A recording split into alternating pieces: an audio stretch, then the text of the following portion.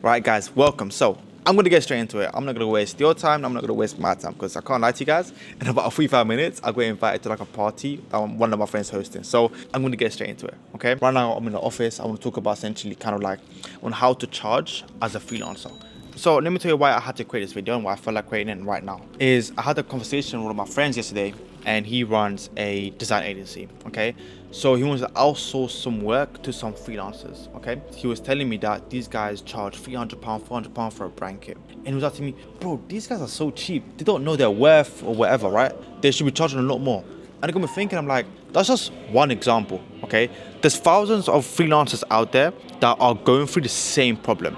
They're so talented, they're so creative, they know so much about everything. They know exactly what to do and how to do it, but the confidence to actually charge large amounts of money, they stop free there. And it got me thinking, like, what's the point of building a business when you can't get rich off it? What's the point of building a business if you can't get generational wealth from it, okay? And from that, you can't charge low amounts of money. You know what I'm saying?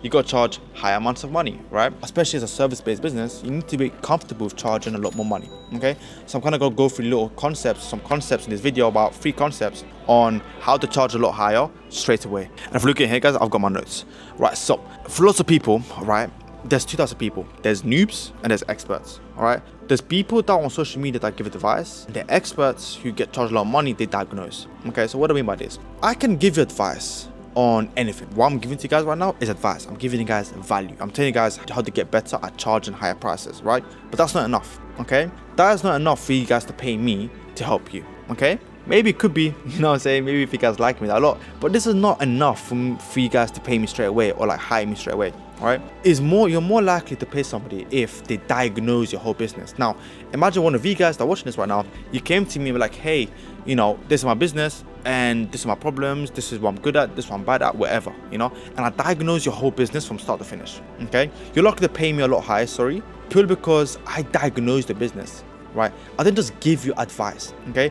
You're more likely to pay a large amount of money if somebody diagnoses you. So next time you want to outreach to a client, next time you're meeting somebody in person, and next time you're posting content online, try to do as many diagnostics, value-based content, right? Still value, but you're diagnosing somebody's business, okay? Next time you create content, I want you to create a series or create a video of you diagnosing someone else's business, okay? They don't even have to be your client. They could just be somebody that fits your ideal client profile and you want more of those clients, okay? Diagnose those type of clients and diagnose what they've done and what they're great at, and post it on YouTube, just like what you're watching right now, or post it on short form on Instagram, okay? Because from there, what happened is more people that fit that ideal client profile, that ICP, will watch that content and they'll be like, oh yeah, look, you're an expert, right? You know exactly what you're talking about. Let me actually reach out to this guy, because the fact that he can diagnose a business similar to mine, that means he can diagnose mine, which means now they're going to be more likely to pay you a lot higher money, a lot more money. Okay, stop giving advice and start diagnosing. The next worst thing that freelancers do is they make assumptions on what the client needs. Repeat it one more time. Lots of people make assumptions on what the client needs rather than actually understanding what they're going through. I don't care if you have the best service in the world. I don't care if you have the best offer in the world. If you offer that offer or that service to somebody who doesn't need it, they're not going to pay you. Point blank, period. Doesn't matter if you're cheap, doesn't matter if you're expensive. They're not going to pay you at all. Why? Because you're not targeting a problem in which they have the most amount of friction. You make the most money when you have the most amount of friction. The bigger the friction, the more money you make. Okay, and I said that before in the last video, right? So you want to be able to kind of understand, okay, cool, what problem does my client have? What problem does my prospect have?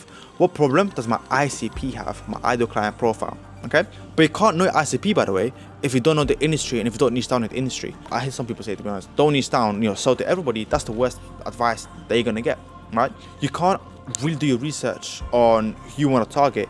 You can't really outreach to somebody. You can't really create content around, every single industry. It's impossible. I can't do it. You can't do it. Nobody can. Right? I create content based around freelancers. I'm not targeting construction owners. I'm not targeting this and this and this and this and this. I'm targeting freelancers. I'm helping freelancers. Okay? So what happens is that it would be much easier for me to create content around that ICP, that ideal client profile. And that concept is obviously working because you're watching this right now and you're probably a freelancer. Right? If I was to create content around construction companies or something else, you're not going to watch this. Why? Because I haven't talked to you directly. I haven't directed the content directly at you. So you want to be able to understand where do they have the most friction, where are the biggest pain points, and create services that are targeting that. Right? Think about this, right? Businesses want their problem solved. They don't care how you do it. okay? They want the problem solved, okay? Most businesses, they don't really care how you do it, when I get people's quotes. I remember one time actually, I wanted to hire a freelancer, right? And they sent me like a packages. It was like to me, this is included, this is included, this is included. There's like 20 different form of services. I don't really care, right? All I care about is you fixing my problem. I don't care how you do it, okay? I'm still gonna pay you as long as you fix my problem. I don't care what services you do, just fix my problem, okay? You need to communicate that clearly to your client, okay? When your client just pays you without understanding what you're actually going to do for the business, that's when you know you've mastered the art of speaking your client's language. Once you speak your client's language and you understand exactly what they're going through, you can sell them a £5,000 product or £4,000 product without telling them what you're actually going to do for them, right? Because why? You're selling them the desired result. You're selling them the end solution. They don't care how you're going to help them do that, right? I know I don't care. As long as you help me get to the desired result, that's fine by me, right? You can do this, you can do this, you can do that. That's not really my job. That's your job to figure out. Okay. By the way, I feel like creating content with a CTA is the worst thing they can do. Okay. When people naturally like your content, when people naturally like you as a person, they're gonna follow you and they're gonna check out your link and buy you anyways. Okay. I haven't had a CTA. I haven't said a CTA in about maybe 4 months, 5 months, and we got about maybe like 700 leads, 800 leads minimum on a minimum basis. Probably maybe even 1,000. Right, if I look properly, 1,000 really good leads. Okay, no CTA, no nothing. I probably would have got less leads if I had a CTA. Okay, then that when you give them value and when you give them advice, there's always a price tag, attached to it. Another thing is your prospects or your prospecting clients, they're not dumb and they're not stupid. They know that when you create content, right, or when you give them advice, there's usually an underlying self-interested factor of you wanting to sell them something, okay? Most people already have the guard up. So you better give advice and be like, hey, look, I can do this and this and this and this and this for you. Pay me this and I can help you fix it. You're not gonna get anyone to pay you, People already expected that to happen. Let it flow naturally. Give advice, diagnose their business, then stay in contact with your prospecting clients. Okay, then you can close them later down the line when they develop trust with you. Because right now we live in a trust economy. You wanna kind of develop as much trust as possible with your clients so that the close is as easy as possible.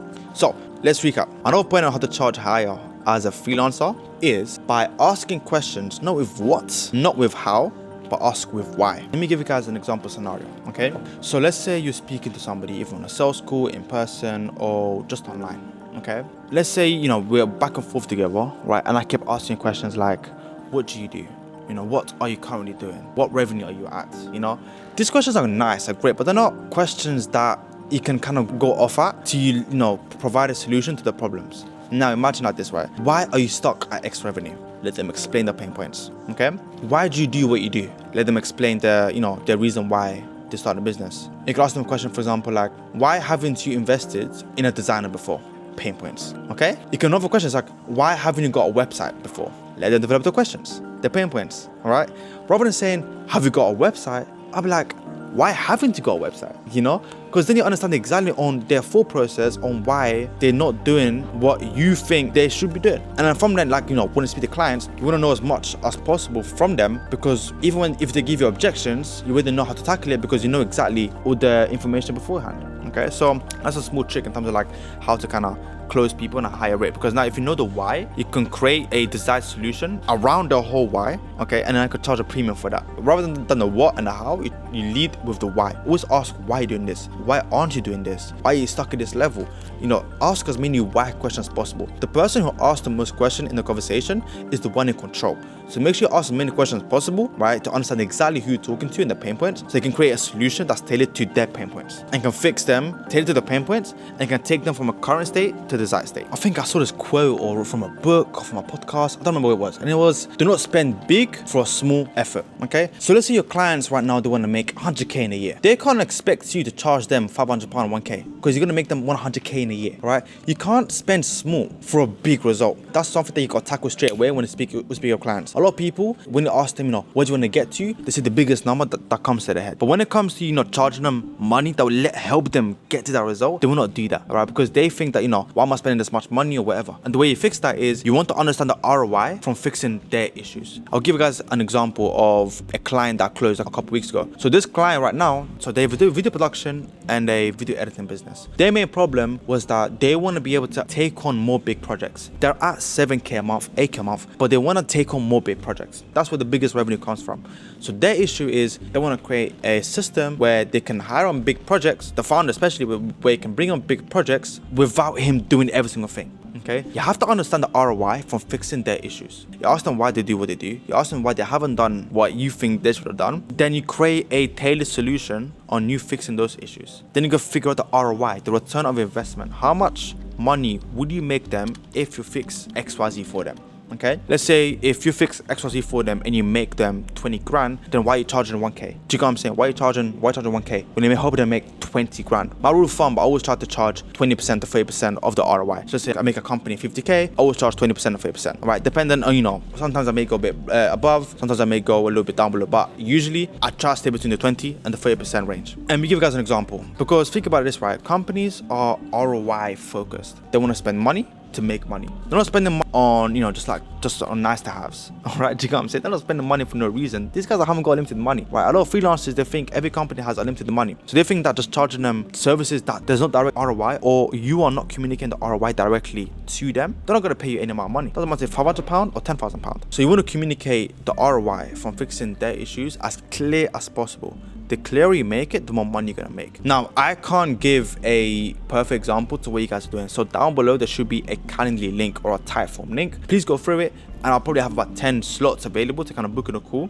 So I can give you kind of like a tailored roadmap and diagnose your business. Like I said before, diagnose your business and kind of see how you communicate ROI. So at least when you go away from the call, you know exactly how to communicate the ROI. You make the money, come back to me and pay me. All right. So if you want to be the 10 people that kind of book in a call, just go down below. You should be able to get like a Calendly link or Typeform link or whatever. And I hope to see you guys there. But anyways, you have to understand the ROI from fixing their issues.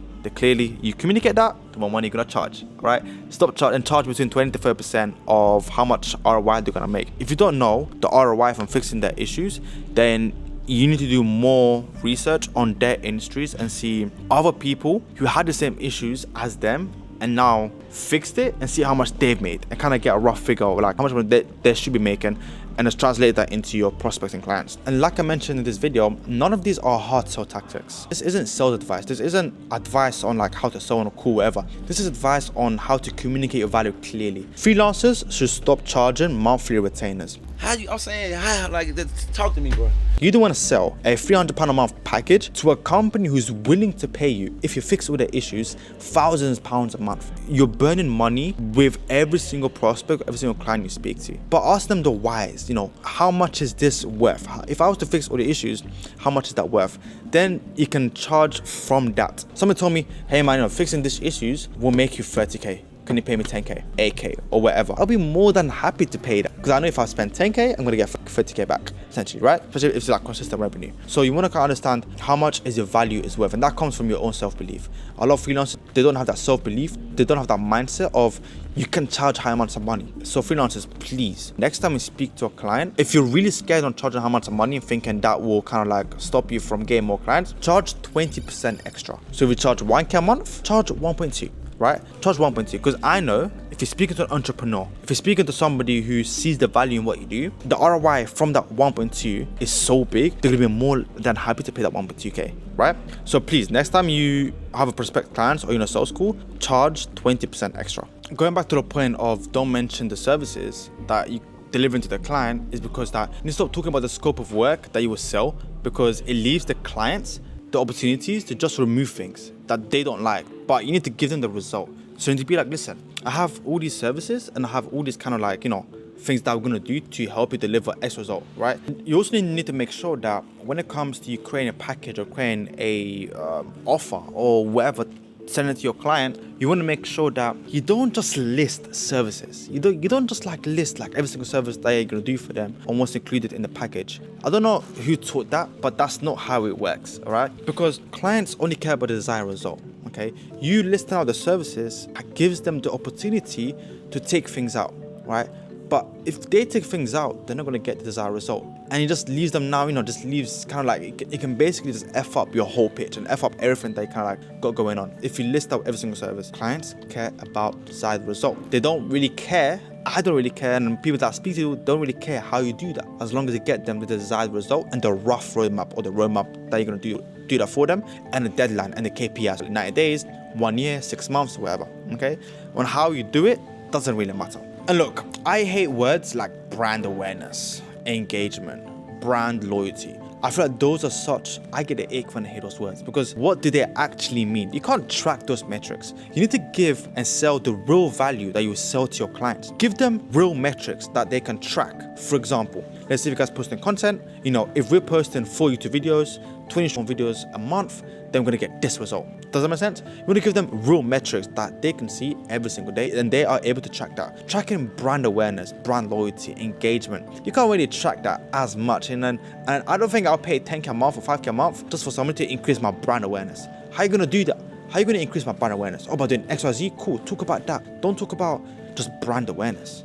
Does that make sense? So stop using such niche and icky words, because most marketers or most people that do marketing, I'm getting tired of hearing those words, honestly.